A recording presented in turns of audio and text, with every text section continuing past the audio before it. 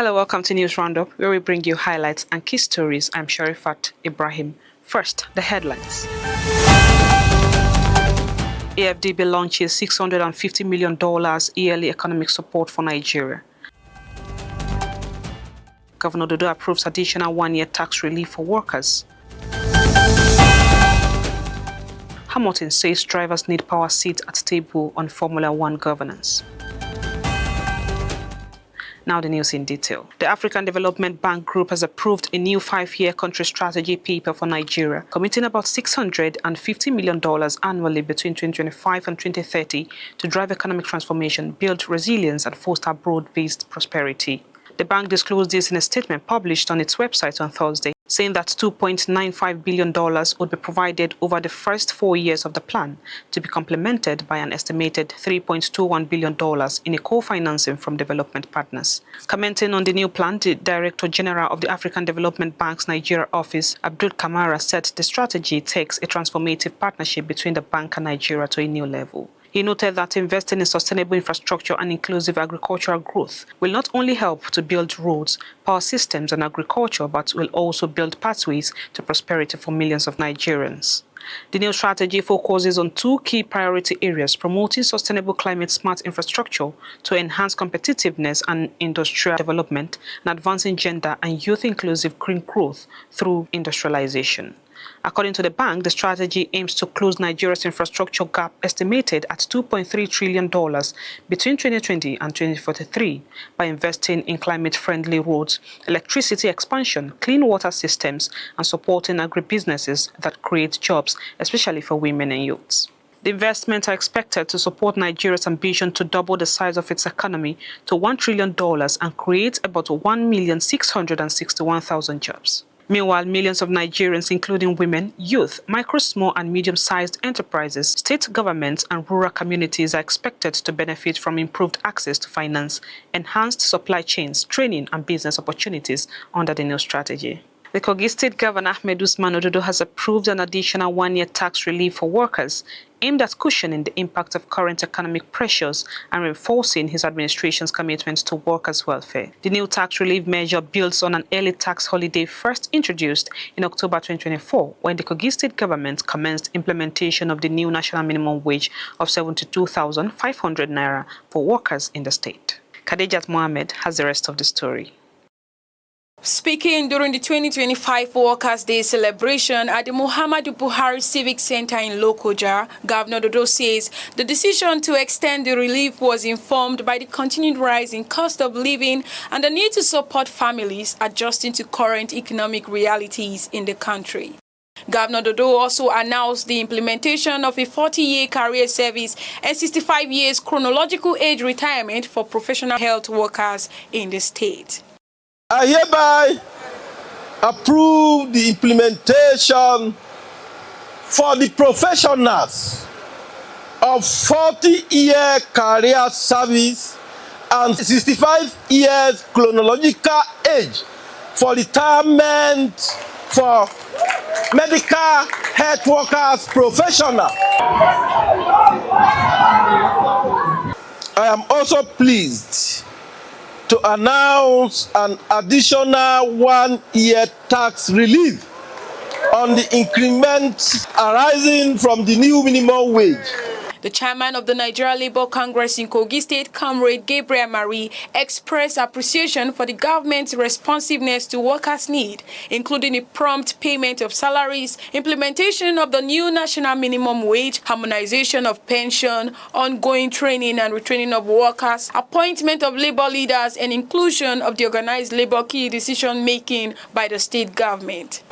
All thanks to the humane disposition of Your Excellency, Alhaji Ahmed Usman Ododo, the Executive Governor of Kogi State, and the administrative team of appointees who understand and appreciate the act of practice of industrial relation. More importantly, the significance of labor unions and partners in progress in collective participation in the current administration, plan policies and programs for the overall benefit of not only the workers, but also for the overall citizenry of Kogi State cannot be overemphasized. On his part, the Kogi State Head of Service, Dr. Elijah Evinemi, thanked the governor for his commitment to the welfare of workers in the state. Permit me to formally and specially appreciate the chief servant of Kogi State, the workers-friendly governor, His Excellency, the Executive Governor of Kogi State, Alhaji Ahmed Usman Ododo, FCA, for his commitment, unwavering support, and unwrapped attention to workers' welfare. Your Excellency, the workers have passionately asked me to thank you for the approval and implementation of the 2024 new national minimum wage for public service in Kogi State. The head of service called on the people of the state to continue to support Governor Ododo in his determination to reduce economic burden on workers and the entire people of the state. Khadijat Mohammed, Lugard TV News. The Kogi State government and MTN have reached an agreement signaling the return of full network services across the state. The Director General of the Kogi State Utility Infrastructure Management and Compliance Agency, Dr. Taufik Issa, confirmed that both parties have signed a memorandum of understanding alongside the Association of Licensed Telecoms Operators of Nigeria. That dispute stemmed from allegations against MTN regarding the under-declaration of optic fiber infrastructure and tax evasion, but through a series of negotiations and high-level interventions, both sides have agreed to move forward in partnership. Dr. Ita extends his appreciation to Governor Ahmed Usman Ododo for his decisive leadership, crediting him with paving the way for the agreement. Dr. Issa apologized to residents affected by the network blackout, stating that the temporary disruption was necessary for the greater good. With the development now in place, residents of Kogi State can expect improved connectivity and a renewed partnership between the government and one of Nigeria's leading telecom providers. In a remarkable celebration of patriotism, heritage, and unity in Kogi State, the Ohinoy of Ebira land, Ahmed Tijani Mohammed Anaja, played host to the 30th anniversary celebration of the 39 regular intake of the Nigerian Army. The 5-day event held from the 23rd to the 27th of April saw dignitaries, military veterans, cultural enthusiasts, and locals gather to pay tribute to decades of service and to showcase the rich cultural heritage of the Ebira people. The Ohinoy commended the bravery of the 39 regular intake members and expressed pride in hosting the anniversary on Ebira soil, using the occasion to promote peace, unity, and cultural pride. The president of the 39 regular intake, veteran James Sati, noted that 30 years in service in the Nigerian Army reflects the dedication and commitment of the members to promoting peace in the country. He calls on Nigerians to continue to support and cooperate with all security personnel in a bid to promote peace and unity for the country. Moving on, the member representing Ampa 1 State constituency in the Kogi State House of Assembly, Honorable Lawal Akus, has formally introduced a private member bill seeking to repeal the existing Kogi State Rent Control and Recovery of Residential Premises Law of 2007. The new bill, titled Kogi State Tenancy Law and Other Matters Connected thereto 2025, is intended to bring tenancy regulation in the state in line with contemporary realities and digital innovation. In a notice dated April 28, 2025, and addressed to the Speaker of the Kogi State House of Assembly, Honorable Akus, explained that the current law, enacted over 18 years ago, is outdated and inadequate for the complexities of modern tenancy issues. He noted that the law's limited focus on residential premises has created inconsistencies in legal interpretation and application, particularly as courts have frequently had to adjudicate disputes involving both residential and commercial properties. The proposed tenancy law, according to Honorable Akos, seeks to rectify these gaps by providing a more comprehensive legal framework that covers all forms of tenancy agreements within the state. He explained that the bill aims to embrace digital transformation in tenancy regulation, proposes mechanisms to modernize record-keeping, improve data accessibility for stakeholders, and streamline landlord-tenant interactions through the use of technology. Honorable Akuz emphasized that the new law would uphold the rights of both landlords and tenants while positioning the government as a neutral regulator in tenancy affairs. The news roundup is coming to you on Lugard TV. We're back shortly. Stay with us.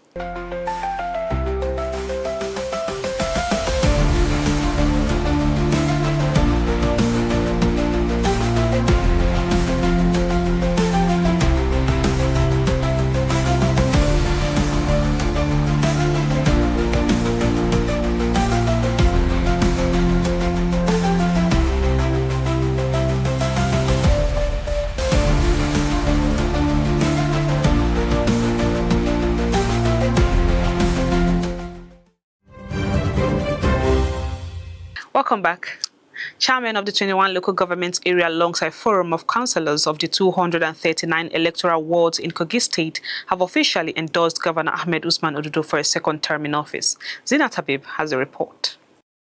The declaration of support took place on the sidelines of a 3-day induction course in Lugard for elected local government officials and top finance and administrative officers from the 21 local government areas. The chairman cited Governor Ododo's unifying leadership style and his unwavering commitment to grassroots development. They highlight his administration's strategic investment in agriculture, education, health, solid mineral development, women and youth empowerment as key achievements justifying the call for his re-election for a second term.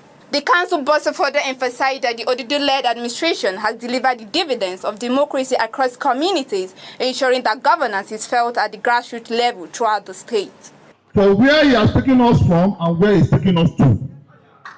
And by the grace of God, we stand unanimously ahead of 2027 to pass this vote of confidence on His Excellency Governor Ahmed Usman Ododo for 2027. On your mandate we shall stand, Ododo. On your mandate, Ododo. On your mandate we shall stand.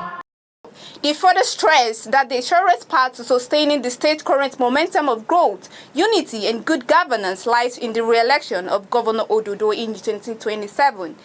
Zinat Habib, Lugard TV News. The special advisor to the Kogi State Governor of Media, Ismaila Isa, has described the ability of Governor Ahmed Usman Ododo in bringing governors closer to the people of Kogi State as exemplary. The special advisor on media stated this on Nigeria Info FM in Abuja. According to Isa, Governor Ododo has earned widespread commendation for consistently running an inclusive administration where women play key roles and young people occupy more than 80% of appointed positions within the government. He credited the rancor-free political climate in Kogi State to Governor Ododo's respect for everyone regardless of political affiliation. Speaking on Governor Ododo's achievements over the past 14 months, Isa emphasized that this administration has kept faith with its campaign promises on human capital development, focusing on health and education, investments in agriculture and food security, security of lives and property, and infrastructure development. Isa noted that the administration has made infrastructure a priority to avoid the trend of abandoned projects seen in past administrations. He added that township road projects are ongoing across all 21 local government areas in the state,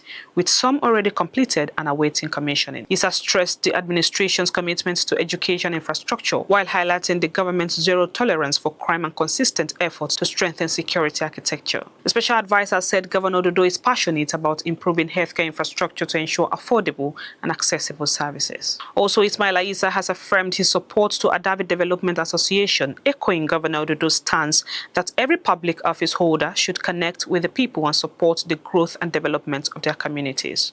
Isa stated this during a courtesy visit to his office by the executive of Adavi Development Association, led by its president, Dr. Abdulaziz Shehu. The special advisor pledged his support for the association to attain its objectives of uniting the people and enhancing community development. The president of the association, Dr. Abdulaziz Shehu, commends the special advisor on media for his outstanding performance in public service and for creating an unmatched positive narrative about the administration of Governor Ahmed Usman Ododo and the Kogi State government in recent times. He appealed to the special advisor on media to use his network and influence to support the group in overcoming challenges faced by the association. And on sports, Lewis Hamilton says driver needs to hold a power seat at the table in regards to the governance of Formula One amid continued unease from the sports stars over FIA President Mohammed bin Sulayem's leadership. Ben Sulayem posted a statement on his Instagram account on Monday, which said he is considering changes to rules introduced in January, which includes heavier fines for drivers swearing. The harsher rules, which could ease drivers fined large sums of money and then potentially deducted points for repeated breaches, were implemented despite the Grand Prix Drivers Association having released a statement in November last year expressing staunch opposition to being censored while in the cockpit. During the drivers' press conference ahead of Miami Grand Prix, both Ferrari's Hamilton and GDPA director George Russell questioned the current power structure. Russell also confirmed that there had been no direct dialogue between the GDPA and the FIA on the topic, admitting he was unsure whether the Sulayem statement should be taken as a response to the GDPA's November release. Meanwhile, Ben Sulayem is expected to run for re-election as FIA president when the next election for the position is held in December. Thank you for staying with us. That is it on this week's episode of News Roundup. Until next week, I'm Sharifat Ibrahim.